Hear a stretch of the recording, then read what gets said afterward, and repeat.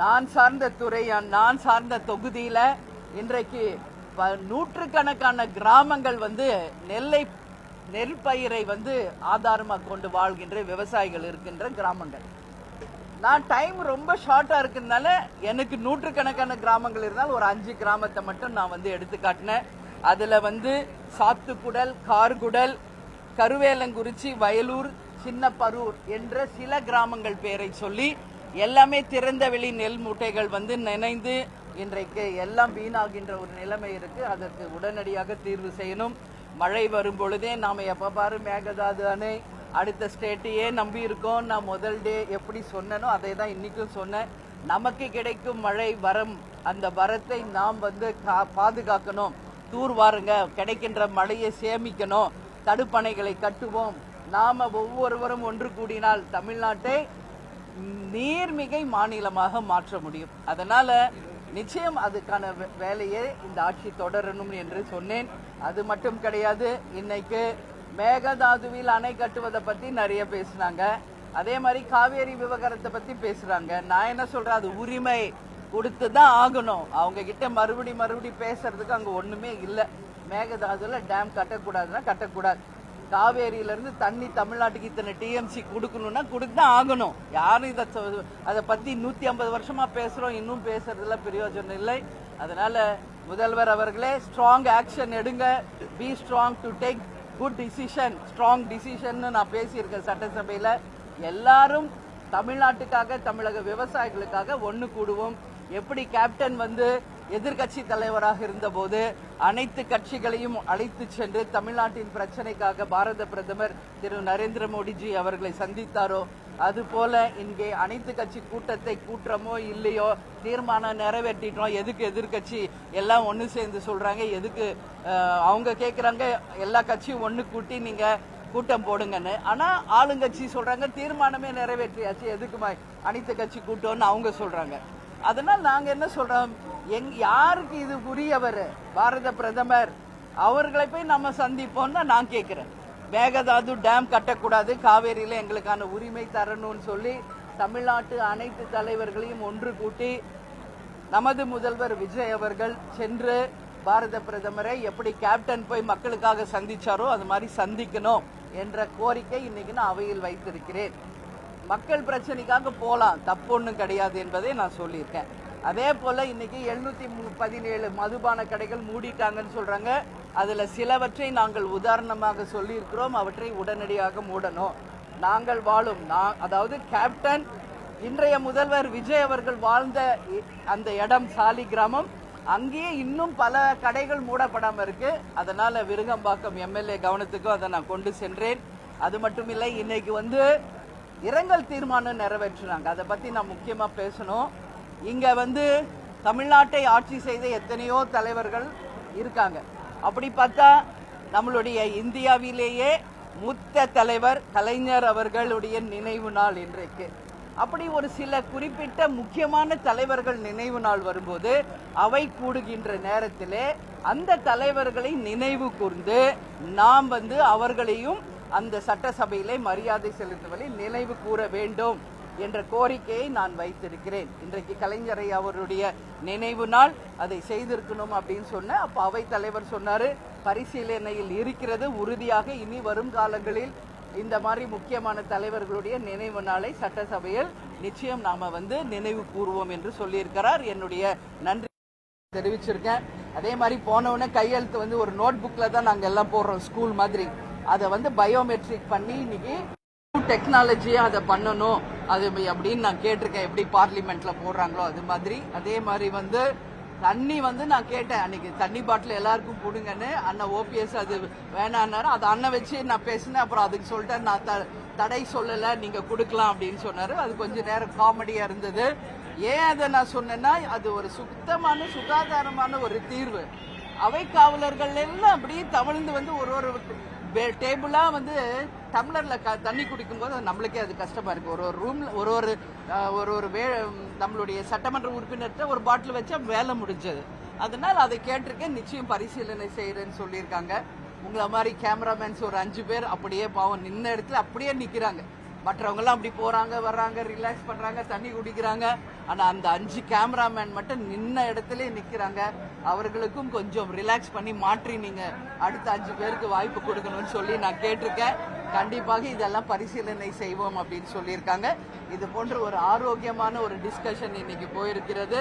So Monday மீண்டும் அவை கூடும், அப்பொழுது மீண்டும் இது பற்றிய நாங்கள் பேசுவோம் என்றதையும் நாங்கள் சொல்லியிருக்கிறோம். எனவே மேடம், நீங்க இந்த டெல்லி போற விஷயத்தை சொல்லிருக்கீங்க.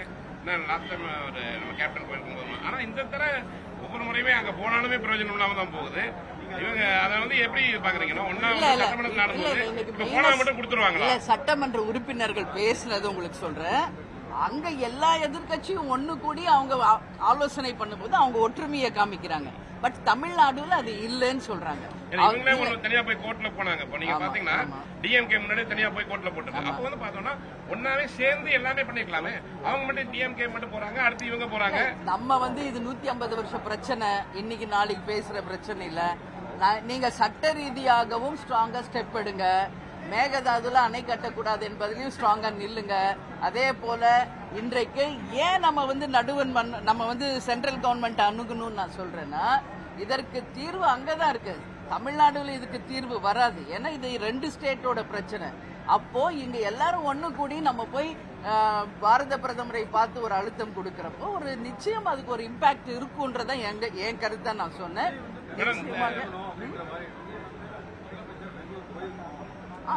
நான் தான் டே 1ல இருந்து சொல்றேனே, அவரும் ஃபர்ஸ்ட் டைம் சிஎம், நீங்களும் ஃபர்ஸ்ட் டைம் சிஎம். நீங்க வாங்கன்னு அழைக்கிறார், போங்க. என்ன தப்பு? விட்டு கொடுத்தார் கெட்டு போனதா சரித்திரமே கிடையாது. யாருக்காக போறோம்? மக்களுக்காக போறீங்க, விவசாயிகளுக்காக போறீங்க. போய் பேசுங்க. என்ன ஆயிடுச்சு?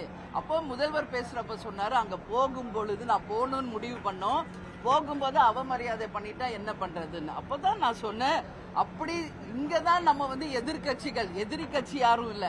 அப்படி நீங்க தமிழ்நாடு ரெப்ரசன்டேட்டா நீங்க கர்நாடகா போகும்போது உங்களை யாராவது அவமரியாதை செய்தால் ஒட்டுமொத்த தமிழ்நாடும் உங்க பின்னாடி நிற்கும். எங்க முதல்வரை நீங்க எப்படி அவமானப்படுத்த முடியும் என்று அன்னைக்கு ஒட்டுமொத்த தமிழ்நாடு உங்க பின்னாடி நிற்கும். சோ நீங்க போங்க, டேக் ஸ்ட்ராங் டிசிஷன் அப்படின்னு தான் நான் சொல்லியிருக்கேன். பாப்போம் என்ன நடக்கும். மேடம் உள்ள பாத்தீங்கன்னா நீங்க ஒருத்தர் தான் அந்த திட்டங்களை பத்தி பேசணும். எல்லாமே ஸ்டிக்கர்னு சொல்லும் பொழுது இது கவர்மெண்ட்டுக்கான திட்டம், இது பழைய திட்டங்கள் தொடர்ந்து சொல்லிட்டு இருந்தீங்க. இந்த விஷயம் சொல்லும் பொழுது நீங்க இதுவே மேகதிட்ட விஷயத்தை பொறுத்த வரைக்கும் நீங்க தனியா உங்க கட்சியின் சார்பாக முதல்வர்கிட்ட சொல்லி அதை தனியா முன்னெடுத்து கொண்டு போனால. இல்ல இப்ப ஃபர்ஸ்ட் நம்மளோட மெயின் ரெப்ரசன்ட் யாரு? சிஎம். இன்னைக்கு அவர்கிட்ட சொல்லிட்டேன். அவர் கூட்டு போறாரா இல்லையான்னு பொறுத்திருந்து பாப்போம் தான் நான் சொல்றேன். ஏன்னா முதல்ல அவங்க கிட்ட சொல்லணும். சொல்லிட்டு அவர் செஞ்சா எல்லா கட்சியும் அவரோடு செல்வதற்கு தேமுதிக தயார். அவரை முன்னெடுக்கிறாரா, அழைத்துக்கிட்டு போறாரா, பிரைம் மினிஸ்டர் அப்பாயின்மெண்ட் வாங்கி எல்லாரையும் அழைச்சிட்டு போறா என்பதை பொறுத்திருந்து பார்ப்போம். அதற்கு பிறகு என்னோட டிசிஷன் உங்களுக்கு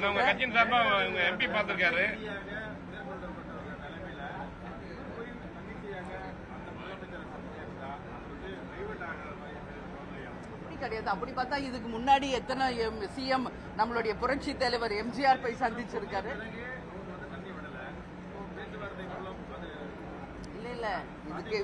இதுக்கு முன்கூட்டி உதாரணங்களே இருக்கே. புரட்சி தலைவர் எம்ஜிஆர் சென்று இருக்கிறார், புரட்சி தலைவர் அம்மா சென்று இருக்கிறார். அப்படி செல்லும் பொழுது அவங்க வீட்டுல டிஃபன் குடுக்கறப்ப டிஃபன் சாப்பிட்டாரு. அவருக்கு விக்கல் வந்துருச்சு. தண்ணி குடிப்பான்னு அவங்க அம்மா கொடுத்தா, நான் தண்ணி குடிச்சா பார்த்தா என் மக்கள் தண்ணி குடிக்கணும்னு சொன்னவர் புரட்சி தலைவர் எம்ஜிஆர். உடனே தண்ணி திறந்து விட்டாங்க. எல்லாமே நம்ம பாலிடிக்ஸா எடுத்துக்கூடாது. சில எமோஷன்ஸும் இருக்கு, சிலவை மனித நேயத்தோடயும் இருக்கு. அணுகிறதுல தப்பு இல்லை என்பதான் என் கருத்து. அதனால என் கருத்து எல்லாரும் கேட்கணும்னு நான் சொல்ல. என் கருத்து தேமுதிகவின் கருத்து.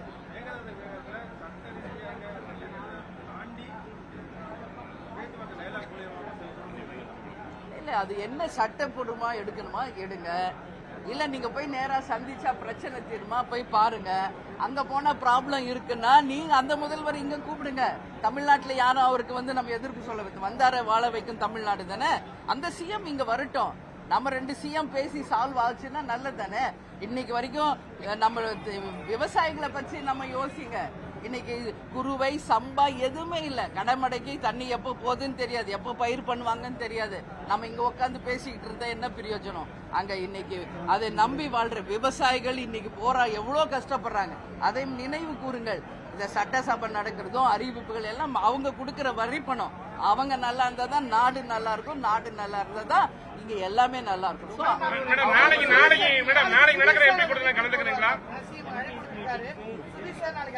இல்ல, இதுவரைக்கும் எங்களுக்கு அழைப்பு வரலை. அழைப்பு வரும்பொழுது நாங்க சொல்றோம். திடீர்னு சொன்னா அவங்களுக்கு வேற ஏதாவது ப்ரோக்ராம் இருக்கலாம் இல்லையா. இன்னைக்கு இந்த நிமிஷம் வரைக்கும் எங்களுக்கு அழைப்பு வரலை. வரும்போது அதை பத்தி நான் மண்டே பதில் சொல்றேன்.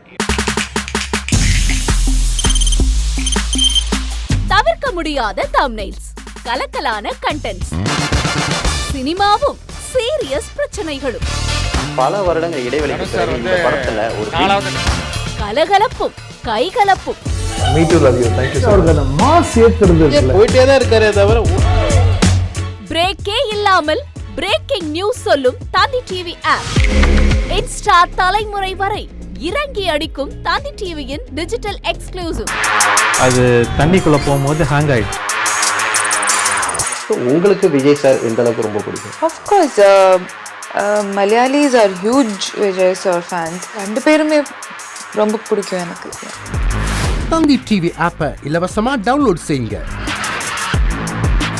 ஃபாலோ பண்ணுங்க, சப்ஸ்கிரைப் பண்ணுங்க, என்ஜாய் பண்ணுங்க.